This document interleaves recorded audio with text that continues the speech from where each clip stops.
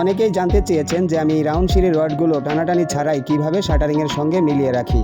তো টানাটানি ছাড়া কিভাবে শাটারিংয়ের সঙ্গে রডগুলো মিলাই আজকে আমি প্র্যাকটিক্যাল কাজ করে আপনাদেরকে দেখানোর চেষ্টা করছি। তার আগে বলবো, দেশ এবং দেশের বাইরে যেখান থেকে আমার ভিডিওটি দেখছেন, যদি ভিডিওটি আপনার ভালো লাগে অবশ্যই লাইক কমেন্ট শেয়ার করে আগামীতে নিত্য নতুন ডিজাইনের কোন কাজ কিভাবে করতে হয় এই ধরনের ভিডিও পাওয়ার জন্য চ্যানেলটিকে সাবস্ক্রাইব করে রাখবেন।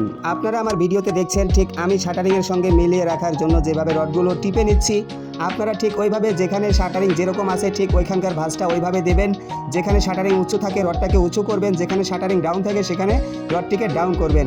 ঠিক এভাবে একটু কষ্ট করে টিপে নিলে রডগুলো কিন্তু কোনোরকম টানাটানি ছাড়াই শাটারিংয়ের সঙ্গে ঠিক এভাবে মিলিয়ে রাখা যায়। তো আজকের ভিডিওটি এই পর্যন্তই। এছাড়াও এই ধরনের কাজের কী ধরনের ভিডিও আপনাদের প্রয়োজন আশা করি কমেন্টে জানালে আমি ওই ধরনের ভিডিও আপলোড করব ইনশাআল্লাহ। তো আজকে এ পর্যন্তই। আশা করি সকলেই ভালো থাকবেন। আসসালামু আলাইকুম ওয়া রাহমাতুল্লাহি ওয়া বারাকাতুহু।